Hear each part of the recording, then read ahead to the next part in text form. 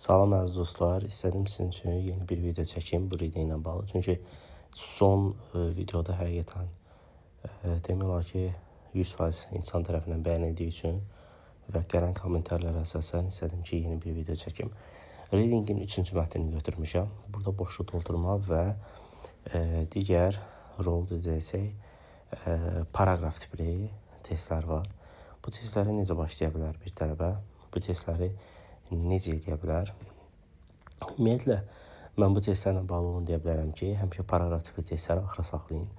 Tembolda burada belə bir məsələ var ki, NB şərti var. Bu şərt o deməkdir ki, burada bir necə deyim, paraqraf iki cavaba uyğun gələ bilər. Yəni bu bizim üçün avtomatik olaraq nədir? Biraz rol desəm ipucu verəcək. İndi gəlin hər birindən qısa bir neçə test işləyək, sonra bunları necə işləmək olar göstərim. Birinci burada bir söz deyir. Ümumiyyətlə normalda 3-cü paraqraflarda və 3-cü mətnlərdə verilən testlər biraz çətin olur. Bunu öncədən deyim. Ona görə də bəzi tələbələr üçün asandan başlayıb işləmək daha rahat olduğu üçün məsləhət onlarındır. Amma mən deyərdim ki, çətin mətnlərlə başlayıb işləyə bilərsiniz. Birinci baxaq. Burada bizim müəyyən bir açar sözlərimiz var. Bu əlbəttə ki birinci paraqrafdan başlayacaq. Çünki bundan əvvəl paraqraf tipli test tipidir. Bu sırasız gələn bir tipdir. Amma boşluq doldurma necə deyirlər, sıra ilə gələ biləcək tipdir. Burada açar sözlərimiz riyaziyyat sözünü açar söz kimi götürə bilərik. Bundan əlavə musiqi sözünü açar söz kimi götürə bilərik. Burada deməli belə bir şey var ki, burada hu hissəciyi var. Kimlər ki, bir də artiklı görünür. Bu artiklı bizə boş yerə necə deyərlər verilməyib. Mən gəlirəm, birinci paraqrafda baxanda burada musiqi ilə bağlı bir hissəciyi görürəm. Bu avtomatik olaraq mənə nəsə bildirir və riyaziyyat sözündə necə deyərlər mən burada görürəm. Və bu mənə bunu bildirir ki, lap tərcümə ilə geçsək, musiqinin və riyaziyyatın kimlər üçünsə uyğun olduğu müəyyən bir rahat olduğu mənasına gəlir. Mən də burada baxıram ki, burada verib ki, bu riyaziyyat üçün də keçərlidir. Nə riyaziyyat üçün keçərlidir? Baxaq və nələr üçün? Baxıram ki, burada artiklə verilə biləcək bir dənə hissə var. Baxıram ki, cavab əslində budur. Niyə görə budur?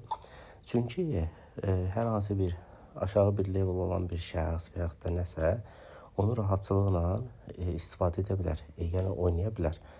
Daha doğru oldu desəm. Yəni çalışdıra bilər.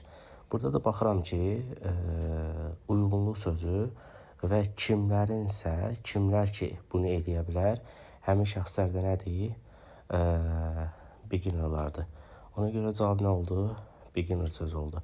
Məncə çətin deyil, çünki çox necə deyirlər, rahat bir sualdır. Yəni açar sözünü tapmaq çox rahatdır. Yəni belə suallarda heç vaxt özünüzü necə deyirlər, çaşdırmayın, çünki burada çaşdırılacaq biləcək heç bir şey həqiqətən də yoxdur. Məsələn 36, 37-ci söz və yaxud da digərləri olsun, bunların hamısını da eyni qaydada işləyə bilərsiniz. Ümumiyyətlə boşluq doldurmada tərcümədənsə əsas məsələ necə deyirlər, onu açar sözlərlə doğru düzgün şəkildə işləməkdir. Yəni necə deyirlər, məsələn 37-ci suala fikir versək, məsəl üçün mən 36-nı eləmədim, yəni random olaraq atıram 37-yə. Burada açar sözümüz yenə də bildiyimiz sözdür və burada analitik bacarıqlar mənasıdır, düşünmə məsələsi var və bunlara baxıram ki, burada düşünmə ilə bağlı ifadə burada verilib. Bu bizim üçün açar sözü, amma riyaziyyat sözü avtomatik burada verilib. Analytical skill məsələsində burada ola bilər ki, bunun müəyyən sinonimləri verilə bilər. Yəni belə şeylər mümkündür. Mən baxıram ki, burada düşünmə bacarıq söhbəti var və yet ifadəsindən sonra mən bir ifadə görürəm və onu da düşünmə bacarığının bir növü kimi verdiyinə görə avtomatik olaraq nəyə düşünürəm, nəyə verməliyəm, bax bu sözü verirəm.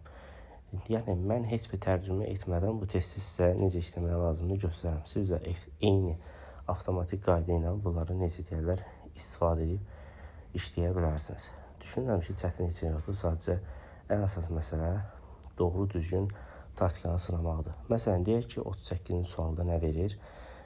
Deməli, burada açar sözlərimiz kitablardır, written by ifadəsidir, leave out ifadəsidir, yenə də riyaziyyat sözü ilə bağlıdır, nəzəriyyə sözü və s. və axır. Mən D paraqrafında kitab sözünü görürəm. Deməli, burada belə bir məsələ var. Mən burada sizə bunu göstərmək istəyirəm. Burada sinonimlərə baxın indi. Bu sözlə, bax, bu sözlə, bax, bu hissəciklə, bunu foundation məsələsini sinonimləşdirib. Bu bunun sinonimidir. Deməli, burada omit sözü var. Omit sözü ilə də leave out sözünü verir. Bunun da kimlər tərəfindən yazıldığını göstərir. Scientistlər tərəfindən. Avtomatik cavabı nə olur? Scientist. Yəni, heç bir, necə deyim, dərin bir təcrübə edilmədən cavabları tapa bilərsiniz. İndi isə sizə mən burada paraqrafları necə işləyə bilərsiniz onu göstərəcəm. Paraqrafla işləmək üçün mən əvvəlki videolarda başqa taktikalar verirdim, amma bugün düşündüm ki, sizə daha başqa bir taktika verim. Mən düşünürəm ki, siz paraqraf testiminə gələndə artıq paraqraflar haqqında müəyyən bir məlumata sahib olacaqsınız. Mən burada baxıram ki, A paraqrafını oxumalıyam 30 saniyə tez-tez və A paraqrafının nə haqqda bizə məlumat verdiyini beynimdə götürürəm. İndi mən oxuyuram, siz də mənimlə bir yerdə ürəyinizdə oxumağa çalışın. Mən də özüm üçün oxuyacağım burada sadəcə. Bir növ nəzər yetirirəm. Burada fikir verdimsə, birinci hissədə müsbət bir şey danışır ki, onlar riyaziyyat hissələri olsun, nə bilim, musiqi hissələri olsun, onlar üçün rahatdır. Burada müəyyən xüsusi bir nəzəriyyə asıl deyil. Baxıram və burada sonra kitabın səhifələrindən söhbət gedir. Hər kəsin, necə deyim, buradakı hissələri anlamasından söhbət gedir. Cümlə bacarıqları var və s. və axır. Baxıram ki, əslində mətn olaraq, paraqraf olaraq bunların hər bir insana əlçatan olması, necə deyərlər, bunların daha rahat şəkildə anlaşılmasından söhbət gedir. Mən bir-bir baxa-baxa gedirəm. Burada ümumiyyətlə əksinə burada belə bir hissə verməyib. O məlumat əksiliyi söhbəti yoxdur. Burada 28-də də yoxdur. Yəni bu 29-da da belə bir söhbət yoxdur. Belə bir uyğunsuz bir sözlə bağlı orada mən hissə görmədiyimə görə onu götürmürəm. Okey. Baxıram, məsələn, 33-ə. 33-ə fikir versək, bütün kitabın hər kəsə açıq-aydın başa düşülməsi, anlaşılmasından söhbət gedir, uyğun olmasından söhbət gedir. Və burada belə bir hissəcik var idi, fikir versəz.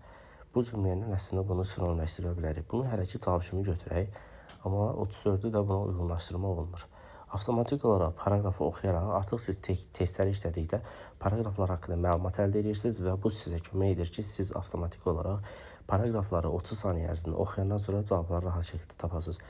İndi deyirəm ki, özü üçün, hazırlaşanlar üçün belə videolar keyfiyyətlidir, çünki gələn kommentarlarda həqiqətən çox müsbət rəylər gördüm.